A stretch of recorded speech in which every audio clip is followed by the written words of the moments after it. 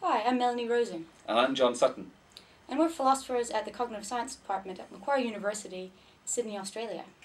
This paper is about the philosophy of dreaming, one of the most fascinating topics in the whole of the philosophy of mind.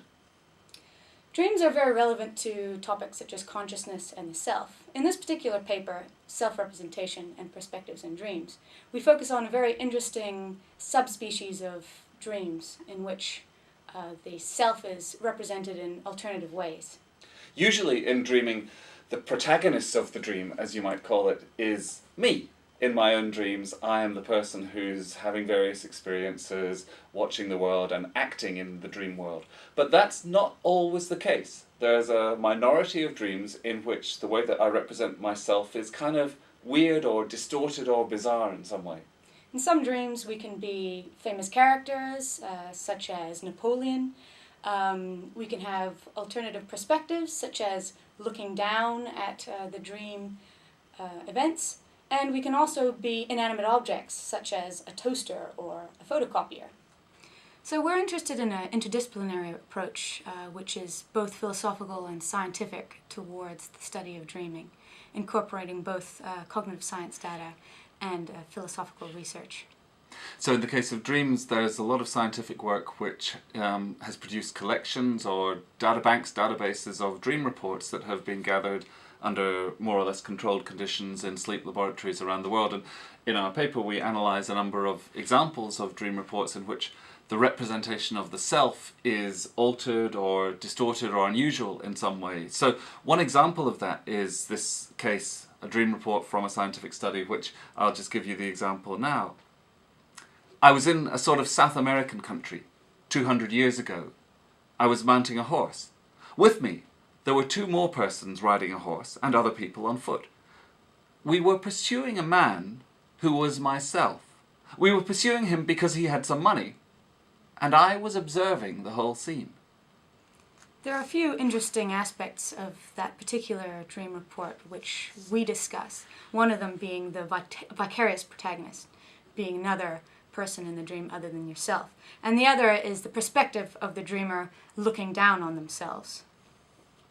So this altered perspective in which I can sometimes see myself in the dream, I can see my own character acting as if from the outside, is something we think happens a fair bit, though not in the majority of dreams.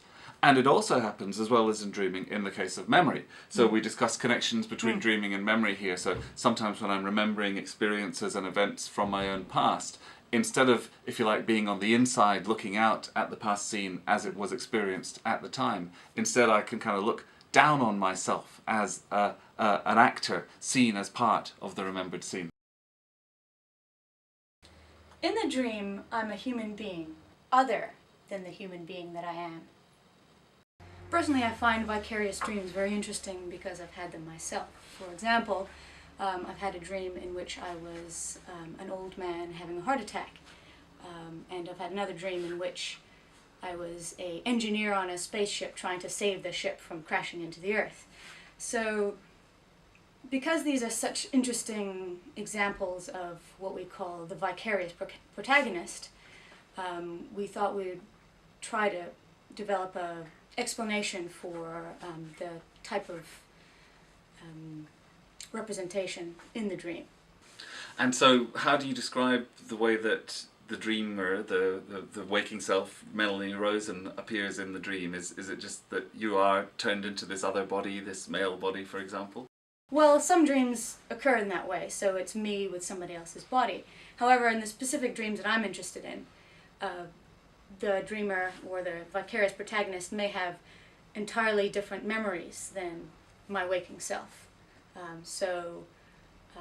Most people may have experienced this themselves, having false memories in the dream, and upon waking up they realize that that was never a true memory. Right. So this is a dream in which you, Melanie Rosen, the actual person, you kind of don't figure in the dream at all. No, Right. I'm not in the dream at all. The perspective of the dream comes from a man who is someone completely different to myself. And when you looked at the scientific literature, at the dreams that are collected in sleep laboratories around the world, did you find that there are any cases of these vicarious type of dreams? Well, we found that they are relatively rare, however, they are well documented. So there are cases of people who dream of themselves as inanimate objects, such as a photocopier. There are people who dream of themselves as from a different time, a different gender. There is no limit to what the Vatera's protagonist could be. It's the Second World War, and I'm a dark-haired, strongly built Finnish male soldier. The enemies are probably German. I could see myself in a mirror.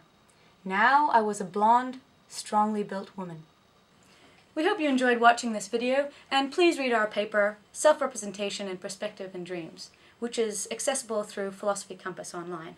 This discussion of two of the ways in which the representation of myself can be altered or distorted in dreams, as we said at the beginning, is one of the many ways in which dreaming is a fascinating topic for philosophers and the philosophy of mind. In fact, we think it's one of the areas that philosophers should go out and study much more and write about in the future. So feel free to leave a comment in the comment section below, or contact us if you have any questions. Bye.